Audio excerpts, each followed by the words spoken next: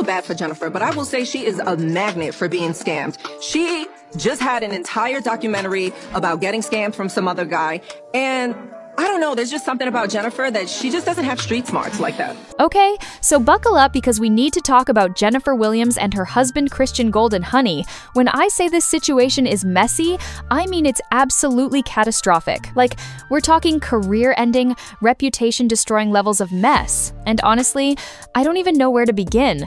But let's just dive right in. So here's what happened. Jennifer's husband, Christian Gold, the man she's been parading around like he's some kind of financial guru, some multimillionaire investor extraordinaire. Well, he just got ordered by the court to pay back money that he's been scamming from people. Yes, you heard that right, scamming. This is the same man who's been all over Jennifer's social media, bragging about his wealth, showering her with diamonds, living this lavish lifestyle. But plot twist, none of it was real. He was literally living off other people's money while putting Jennifer and her lifestyle on full display like some kind of trophy.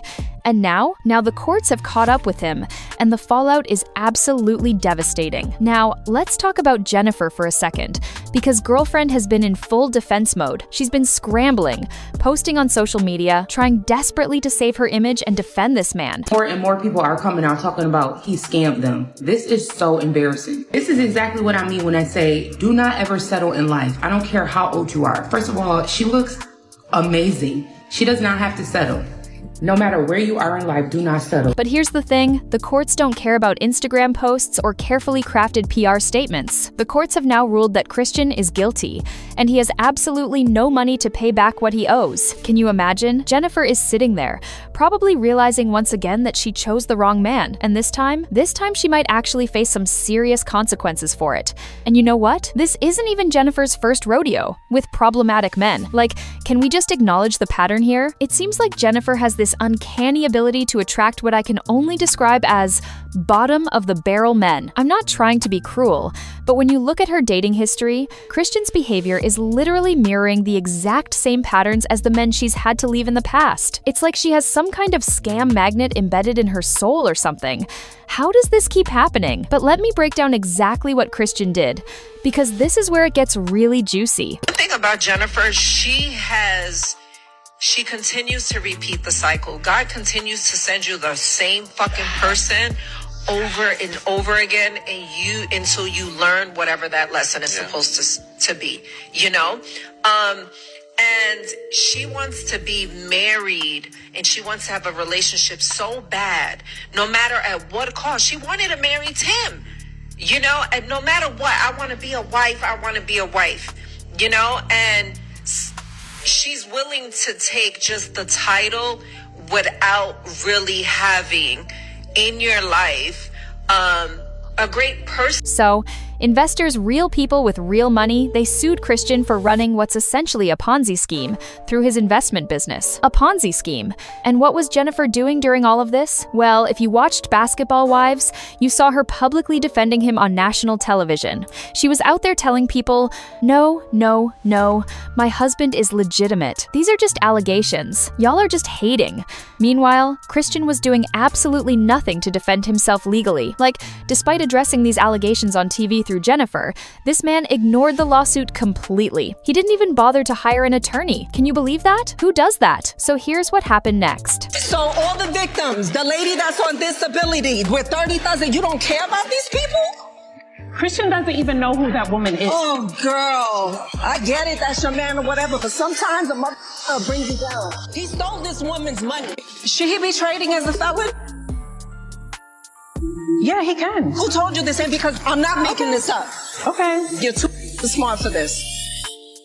Because Christian refused to show up, refused to defend himself, refused to even acknowledge that he was being sued, the court granted a default judgment against him. And we're not talking about a small amount here. The court ordered him to pay $120,000 in liquidated damages. But wait, it gets worse. Under Georgia's RICO laws, the same laws they used to go after organized crime, Christian is now ordered to pay $367,625. That's triple the original claim. This isn't an allegation anymore, people.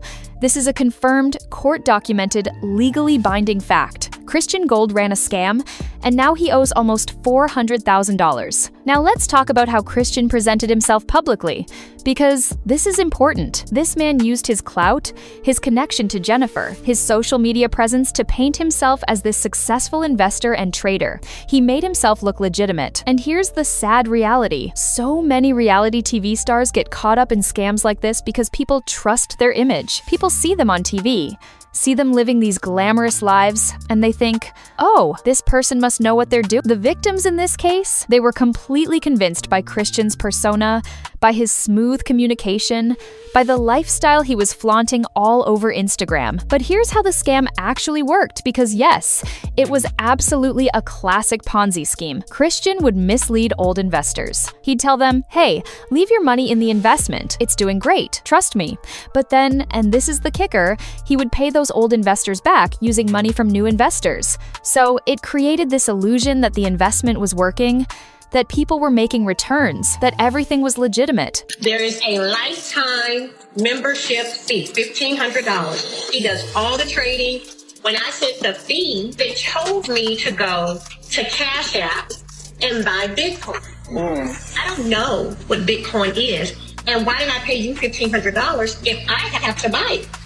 So I called to ask questions. I never got another response, but I want my $1,500 back. We're watching you flaunt your cars, your beautiful diamond rings, this Rolex in front of us, and we were robbed. But in reality, there was no real trading happening. There were no actual accounts. Christian was just keeping most of the money for himself, using it to fund his and Jennifer's lifestyle. And eventually, like all Ponzi schemes do, it collapsed. Christian stopped communicating with his victims. He started blocking people, and all the while, he was out there flaunting his lifestyle with Jennifer, the cars, the jewelry, the trips, all of it funded by stolen money. Can you imagine being one of those victims, watching this man live it up on Instagram with money that was supposed to be yours? So in March, my husband and I looked at each other and we said, something don't sound right. Because if he's got all this money, and I'm going to tell you, our project accounts at this time, I think they were all running, and when we totaled it up in March, it was like $1.1 million equally between all of them.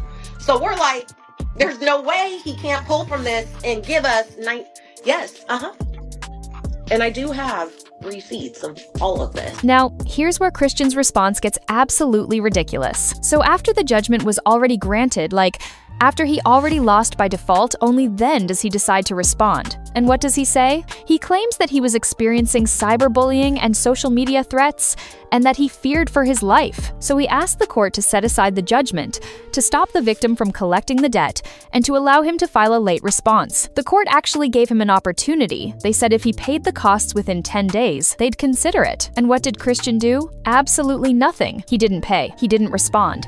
He just disappeared again. So now we're at January 12th, 2026. The default judgment has become final. The victims are now legally entitled to collect their money. Christian has gone completely silent. And Jennifer is still out there publicly defending him. Let me tell you what Jennifer's been posting, because it's honestly wild. She shared text messages supposedly showing people praising Christian's investing skills.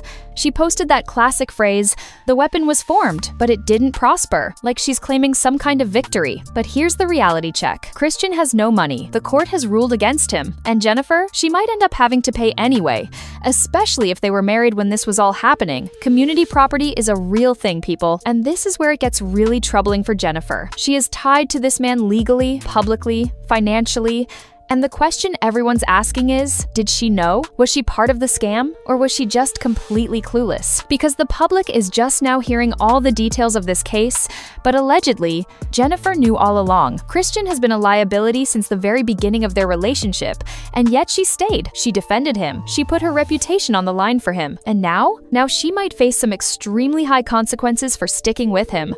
So here's what I want to know from you guys. Do you think Jennifer had this coming? I mean, at some point, don't you have to start recognizing your own patterns? This woman keeps attracting scammers and fraudsters like moths to a flame. Has she learned anything? Will she ever learn? Or is she just destined to keep repeating this cycle over and over again? Drop your thoughts in the comments below. I want to know what you think about this entire situation. Is Jennifer a victim here? Or is she complicit? And don't forget to hit that like button and subscribe